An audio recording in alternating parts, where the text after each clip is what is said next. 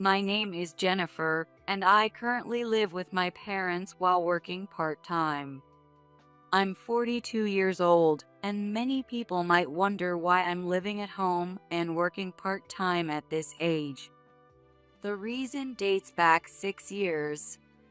At that time, I had a 12-year-old son, Ethan, and I lived with my husband, David, Ethan, and my in-laws, Mark and Alice, enjoying a relatively happy life. Given that Ethan was 12 and my in-laws were around, I was a career woman, if I do say so myself. But that all changed because of a certain incident. What? Ethan! Just as I was about to enter an important meeting, I received a call from Ethan's elementary school informing me that he had collapsed during sports class. It was a scorching summer day, with the news reporting temperatures exceeding 95 degrees Fahrenheit, so I thought it might be heat stroke. I'm in the middle of work right now and can't leave, so I'll ask Alice, who is at home, to pick him up. After hanging up the phone, I quickly contacted Alice. Alice is a housewife and takes care of most of the household chores, and she didn't have any plans today, so I thought she could pick him up. Hi, Alice. It's Jennifer. I got a call from the school saying Ethan has collapsed. I can't leave work right now. Could you please go pick him up? People might say I'm choosing work over my child, but I couldn't leave because our livelihood depended on it. I asked Alice, feeling sorry.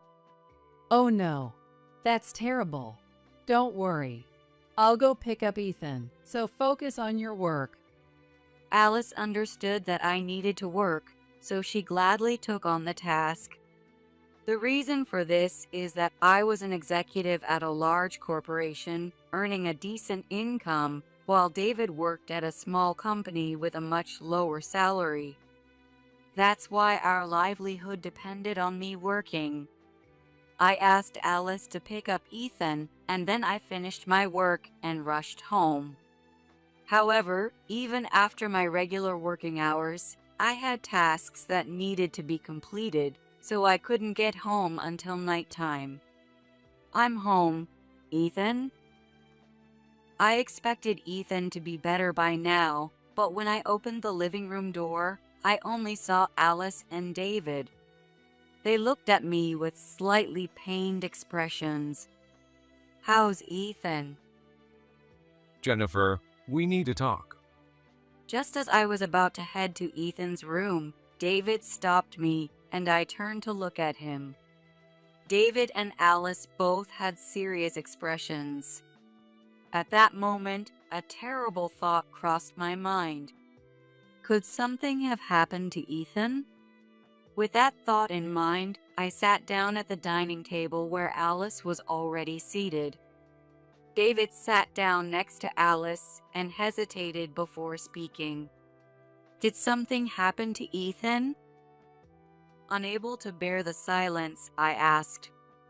David flinched slightly and then began to speak after clearing his throat. Actually, Ethan said he doesn't want to see you. What? I needed a moment to process his words. Ethan, who had been smiling at me this morning, suddenly didn't want to see me. I looked at Alice, but she avoided my gaze. He doesn't want to see me? Why would he say that? I don't know either. But it's best to keep some distance from Ethan for now. Jennifer, can you go back to your parents' house for a while? I was honestly shocked. I wondered if Ethan hated me or if I had done something wrong, and without questioning David's words, I took them at face value. Following David's suggestion, I packed a few days' worth of belongings and returned to my parents' house. According to David, Ethan didn't even want to talk to me, so I couldn't reach out to him and returned home without fully accepting the reality. My parents were concerned about Ethan and me and tried to contact Alice and David, but they were told that Ethan couldn't come to the phone, so they couldn't talk to him either. So what I initially thought would be a few days turned into a year without seeing Ethan.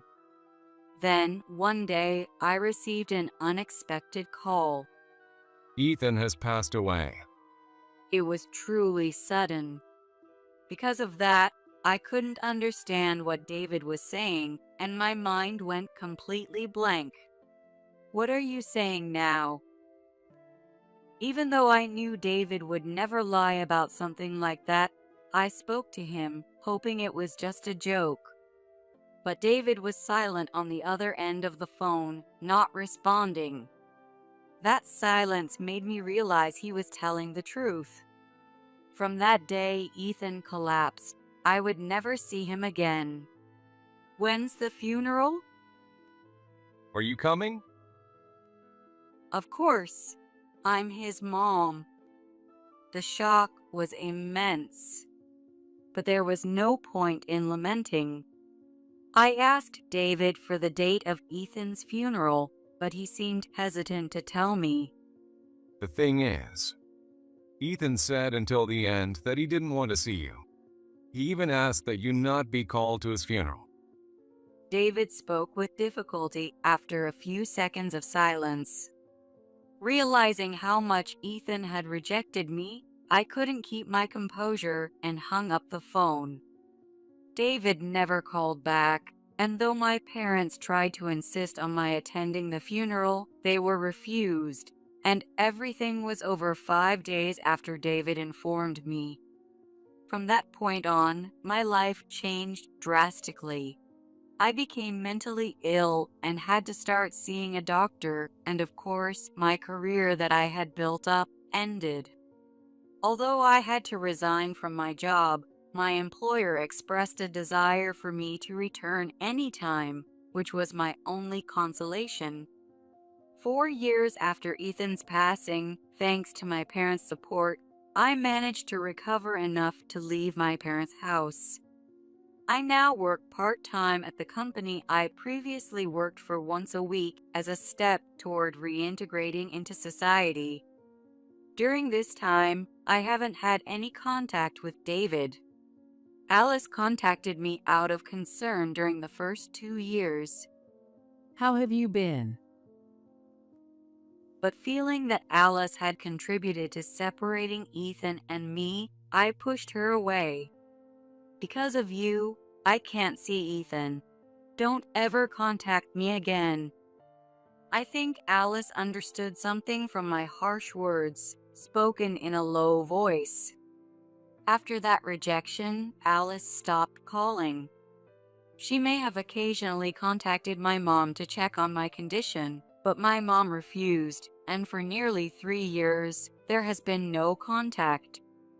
At that time, I was deeply distressed and didn't want to talk to Alice, but now, having calmed down somewhat, I feel I could have a conversation if she called. Of course, I don't intend to call her, but I need to clarify things with David, so I know I'll have to contact him eventually. While I had been hesitating to make the call, the opportunity to talk came soon. It was after I finished my morning part-time job and came home. My mom was also at her part-time job, and my dad was at work, so no one was home. On days when I got home early, I usually did the housework, so I was cleaning the living room and bathroom when my phone rang on the table. Seeing Alice's name on the screen, I answered. Hello? A bit nervous about the unexpected call, I could hear Alice choking up on the other end. Hello, Jennifer. Yes. Hearing Alice's unchanged voice for the first time in a long while, I responded. It's been a while. How are you? I'm fine. What could she possibly want? After years of silence, I couldn't believe she was calling just to check on me. I felt a bit foolish for being on edge. I heard Ethan got into Harvard. You should let me see him. What? After a few seconds of silence, Alice suddenly said something that made no sense. Ethan got into Harvard? What was she talking about? Ethan had died before he even had the chance to take college entrance exams or properly experience childhood, and now Alice was saying he got into college. I began to wonder if Alice had lost her mind over the phone. If she didn't remember Ethan's death, I needed to remind her. Ethan died 5 years ago. Not being able to be with Ethan in his final moments was unbearable. It was all because of David and Alice. Thinking that made my chest tighten with pain, and anger started to well up inside me. So you really didn't know. David said he would explain everything to you. Alice sighed deeply at my reaction and whispered quietly, "What didn't I know? What did David say he would explain?" I was confused and didn't know how to respond. I'll tell you everything I know. And then you need to talk to David. With that, Alice began to tell me the truth, going back to the day 6 years ago when Ethan collapsed. 6 years ago, when Ethan collapsed, David and Alice told me that Ethan didn't want to see me, but apparently he never said that. Alice had picked Ethan up, and David had come home first to check on him. After that, David told Alice that Ethan said he didn't want to see me, so it might be better if we didn't meet. Alice thought it was odd for Ethan to say such a thing, but accepted it because of David's insistence and didn't tell me anything. I should have gone to ask Ethan how he felt back then. Alice continued. When David told me to go back to my parents' house, Alice insisted that I should be called back immediately, but David opposed it. Jennifer is about to get a promotion with a potential overseas assignment. She's already stressed about Ethan. This is the best solution to not hold her back. David had made up a story about an overseas assignment. There was no overseas assignment. Yes, I found out that was a lie a bit later. Realizing David's lie, Alice insisted that I should return for Ethan's sake, but that's when she discovered the real situation. Apparently, David had been seeing another woman for some time and was planning to gradually introduce Ethan to her. Of course, hearing this made me furious. How could he do something so horrible? I raised my voice, accusing Alice. Alice wasn't defending David, but also couldn't bring herself to scold him. Moreover, when David told Ethan the truth, Ethan and the woman had already met, and David had told Ethan that I didn't want to see him and had abandoned him. That's awful. I tried to tell Ethan that you hadn't abandoned him, but he completely believed David and had grown attached to the woman. Alice's voice was somber, filled with guilt over what her child had done. But I couldn't forgive her. Why didn't you stop them? If you had just told me that Ethan was alive, things would have been completely different. I shouted at Alice so loudly that my throat hurt.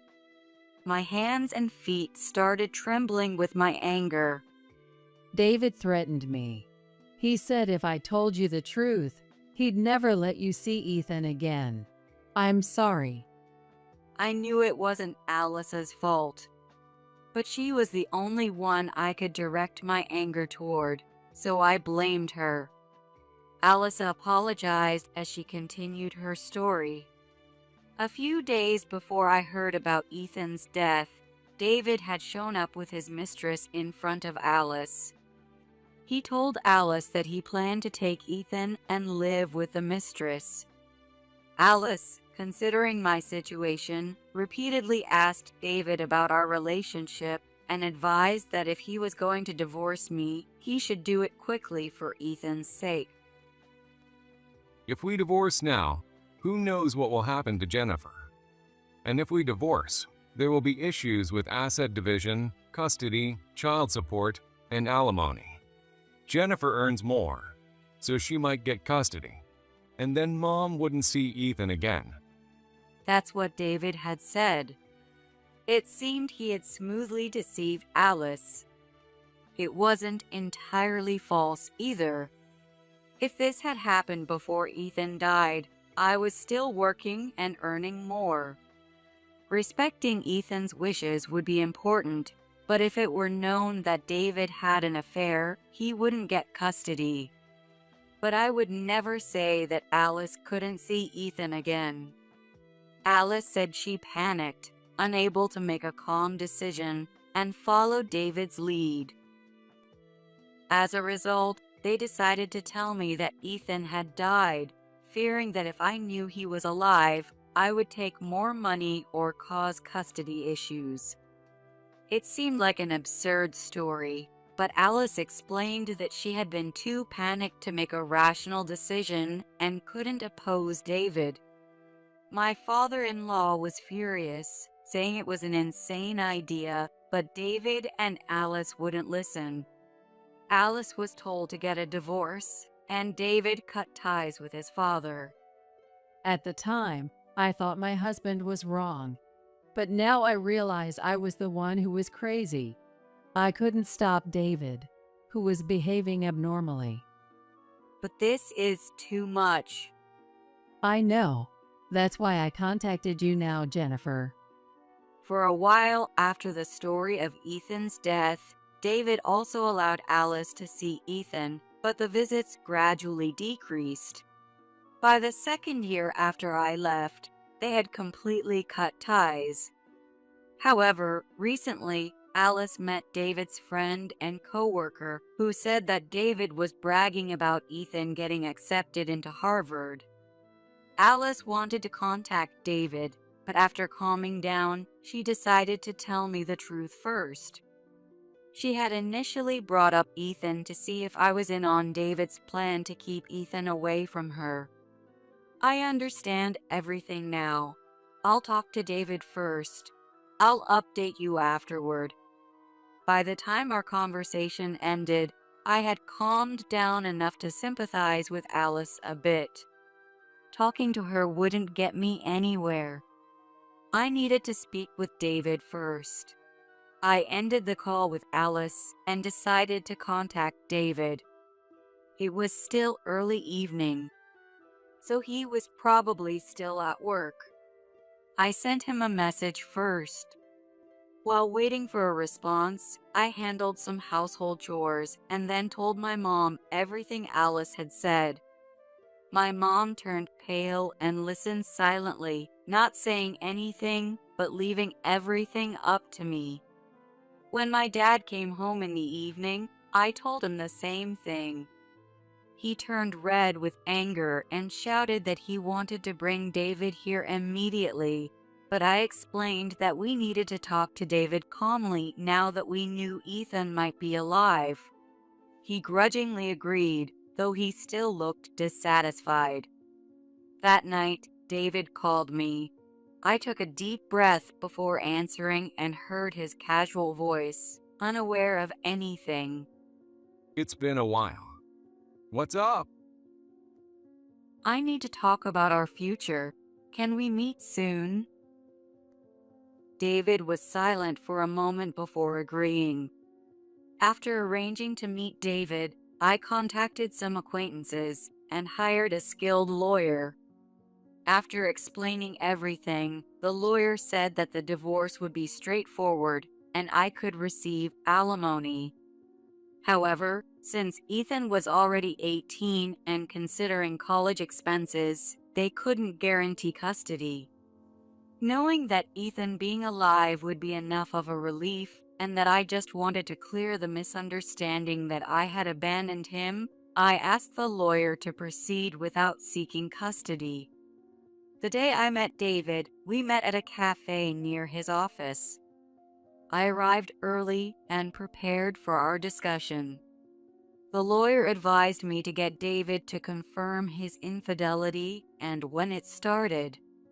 If it began after our marriage had broken down and after we had separated, seeking alimony for infidelity might be difficult. Therefore, I needed to skillfully guide David into revealing when the affair started.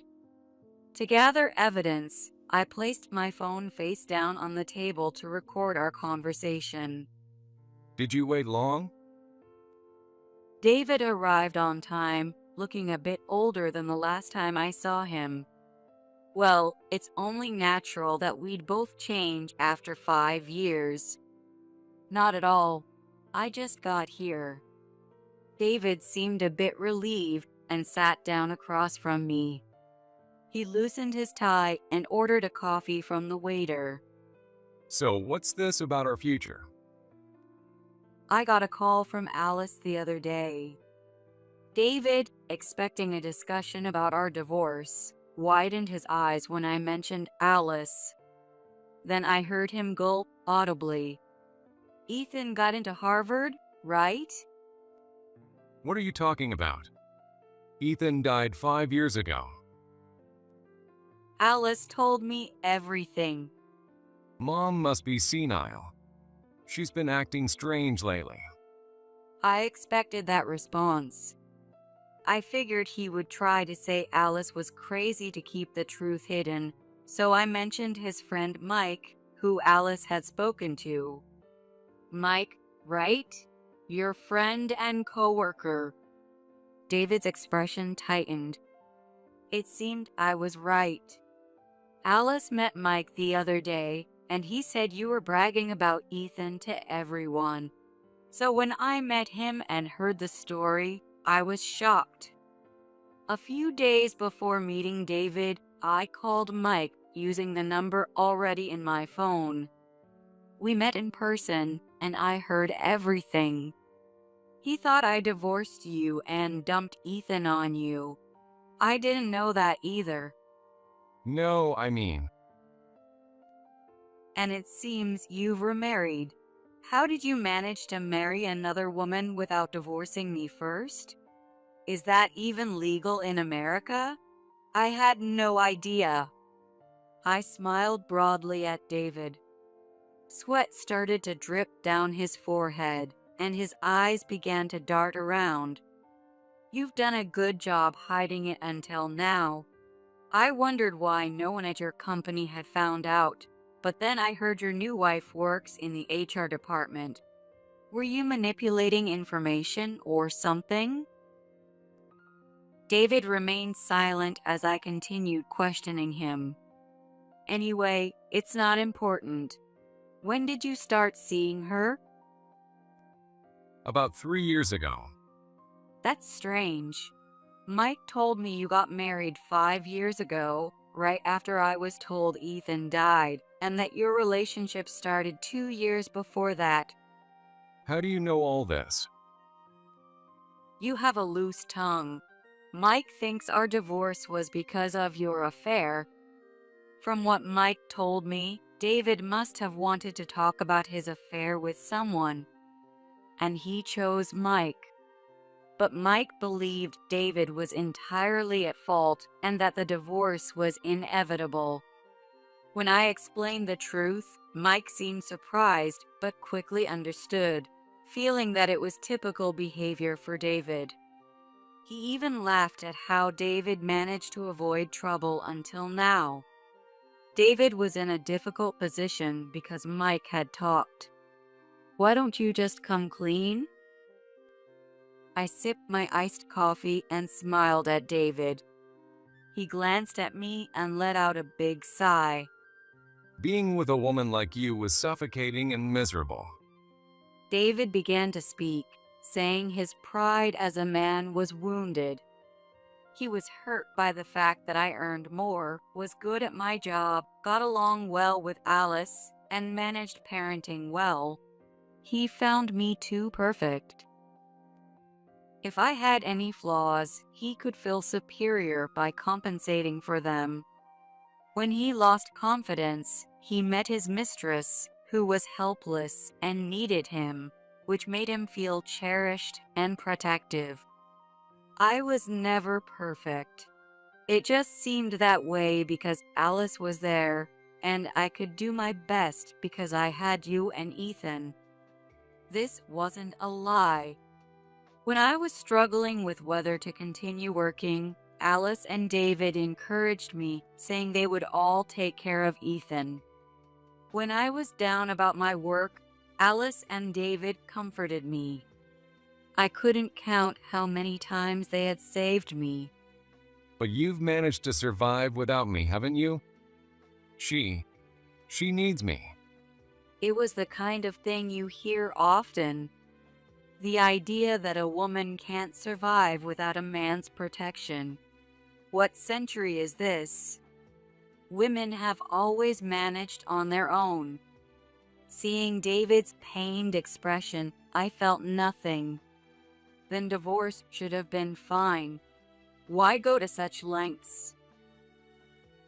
If we divorced, you'd get alimony, child support, custody, and everything. I couldn't pay all that, and I couldn't stand the thought of never seeing Ethan. Ridiculous. Then you shouldn't have had an affair, and pretending Ethan was dead without considering my feelings was wrong. David fell silent at my words. I took a deep breath and placed a paper in front of him. Ethan is an adult now. What happens next is up to him. But our relationship needs to be clarified immediately. Will you sign this? A divorce paper. David looked at the paper without surprise and muttered quietly, "I will be taking alimony." After a moment, David took a pen from his pocket and started signing the divorce papers. Just as he was about to finish, an unexpected person appeared before me. Mom. I looked towards the voice and saw Ethan, looking very different from when he was 12. I was stunned to see Ethan appear, never expecting him to show up. Ethan was also very surprised to see me there, likely not expecting me either. Why are you here? Ethan? I've wanted to see you. Seeing Ethan brought back memories of how much he had grown and all the pain I'd endured. Tears started flowing naturally from my eyes. I stood up and reached out to Ethan. However, Ethan swatted my hand away and glared at me sharply. What are you doing here now? You abandoned me. My heart skipped a beat at his expression and attitude. I didn't abandon you, Ethan. I never abandoned you. I wanted to shout this out loud, but causing a scene here would disturb the other customers, and if I told him everything, it might ruin the relationship between David and Ethan. Not that I cared about David, but considering Ethan's feelings, I couldn't say anything. Ethan, actually. Stop. There's no need to say it now. Just finish signing. Suppressing my urge to hug Ethan, I averted my eyes. David muttered a small "oh" and continued signing. Ethan glanced at the paper David was signing and looked surprised again. As soon as David finished signing, Ethan grabbed the paper. A divorce paper? Didn't you tell me you divorced Mom about 4 years ago? And that's why you married Emily? Holding the divorce paper, Ethan looked at David. Even Ethan thought we were divorced. I was thoroughly disgusted with David. We're not divorced. Ethan, we need to talk. I took the divorce paper from Ethan and put it in my bag. I picked up my phone from the table and looked closely at Ethan's profile before leaving. I've always wanted to see you. You've grown so much. Saying this, I left a $10 bill for my drink and exited the cafe. Tears started to flow again. I couldn't tell what kind of tears they were. Was it the joy of seeing Ethan again, or the sadness of being rejected by him? Maybe it was also the sadness of divorcing David. I didn't know what was causing my tears. I walked away from the cafe and sat down on a nearby bench, wiping away my tears. No matter how much I wiped, they kept coming, and soon I felt like I couldn't breathe. Mom, As I sat there trying to calm down, I saw Ethan running toward me, out of breath. He hurried over and stood before me. Dad told me everything. I'm sorry. I didn't know. I'm really sorry. Sweat poured down Ethan's forehead, mixed with tears and a sorrowful expression. I pressed my handkerchief to his face and smiled. It's not your fault. Your dad and I were wrong, and you're alive. That's all I need to be happy. Feeling my chest tighten as Ethan accepted me, I hugged him. Ethan buried his face in my shoulder, sniffling and trembling slightly. Ethan said it was a coincidence. He saw me as he was just hanging out with friends and saw me at the cafe. Seeing David and then recognizing me, he instinctively approached. Whether it was divine intervention or pure coincidence, it turned out well. David and I divorced without issue. David easily admitted to his affair, so I didn't need to record anything, and I could claim alimony from both him and his mistress.